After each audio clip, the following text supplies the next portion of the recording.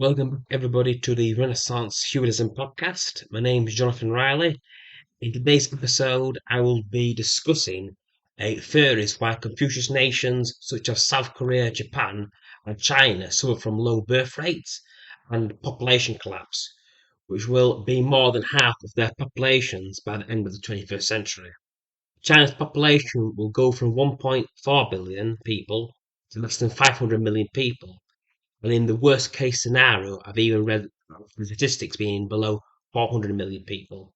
But we'll have to wait and see.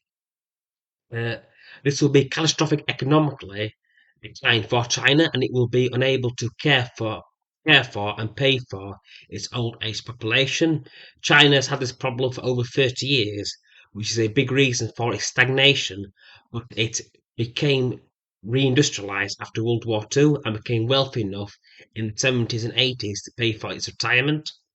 China doesn't have the luxury of having outcome because China has not gotten rich enough quickly enough and has not managed to transform itself from a workshop of the world into a consumer-led economy, such as the United States of America and other Western nations. My theory for why these Confucius nations are experiencing this level of population decline is partly due to these nations' attitudes towards women and the fact that these countries also experienced urbanization before Europeans, before the advent of the industrialization in the 18th and 19th century. Unlike their Western cultural traditions, China never suffered a total political and economic collapse. Destroyed the governing urban cultures, which was the Roman Empire and its elites, which dominated Europe from 27 BC until the destruction of the Western Roman Empire in 476 AD.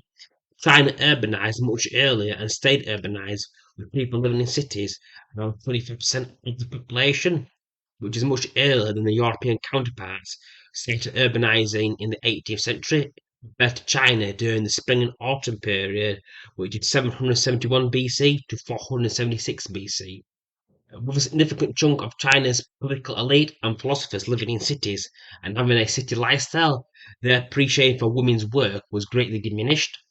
Women were seen as domestic sexual servants, were seen as very much lesser than men, and their work was in fact irrelevant in the city culture compared to their female counterparts who lived and worked in the agricultural economy. The Chinese philosopher Confucius was focused on morality and duty of ruling heavily impacted China and other Confucius nations. Confucius himself is said to have stated, an educated woman is a worthless woman. The reason for his attitude was that in the city environment, day-to-day labour is much less than people who live on the farms.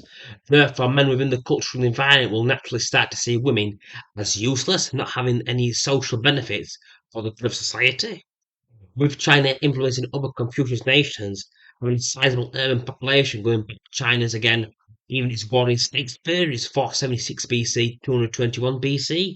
You're talking easily over 2,500 years, if not more, though China's records are actually hard to get because during the ending of the warring states periods, during the Beef Qing dynasty, that's QIN, they destroyed a lot of books, a lot of historical texts.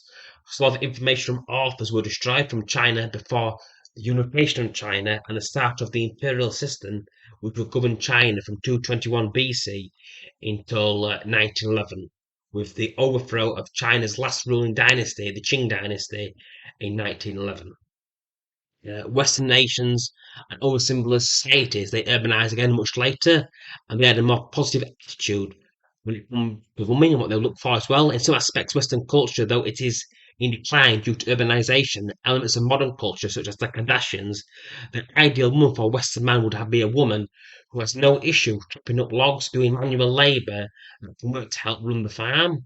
People in urban cultures and rural countries have different priorities due to various needs, with women in Confucius cultures having urbanized much earlier than in other places on this planet. This would mean that this fast forward to the present time, women were not being incentivized to have children and maintain the culture due to the reasons that Confucius culture historically and culturally treated, treated their womenfolk. The question is this: why would a woman want to have children with men who see them as lesser? And to have children who will treat them the same as well. They have no investment in society and culture, can explain why women do not have children. If you were in a place, would you want to have children and raise them in a culture where their daughters will be treated the same and where the sons will treat their mother as a domestic servant and they in turn will treat their wives as well? Now, I'll break down statistics. According to China's National Bureau of Statistics, it's reported that 9.02 million births in 2023, with only half as many as in 2017. This alongside China's 11.1 million deaths in 2023, up 500,000 from 2022.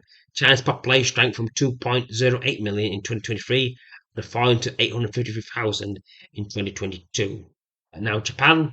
The current birth rate of Japan in 2024 is 6.995 birth rates per 1,000 people, a 0.26 decline from 2023. The birth rate of Japan in 2023 was 7.013 births per 1,000 people, a 1.35 decline from 2022. Birth rate for Japan in 2022 was 7.109 births per 1,000 people, and a 1.33 decline from 2021. Uh, Japan, there's more people in diapers than newborn babies in diapers, so that's something to be aware of as well. If you want to like a something to say colloquialisms that you can actually think of pretty easily when you come to think of Japan. Now, South Korea, the numbers of babies expected per woman probably dropped to 0.72 and will continue to fall through 2025 when it's anticipated to reach 0.65. The statistics office said on Thursday it is the latest population forecast. South Korea has the world's lowest fertility rate of 0.78 as of 2022. I shall leave my Medium link inside the description where you can find this article. This article will be published on the 2nd of February. I think that pretty much covers everything for this episode. Please leave a comment. Don't forget to subscribe. Thanks for listening, and peace out.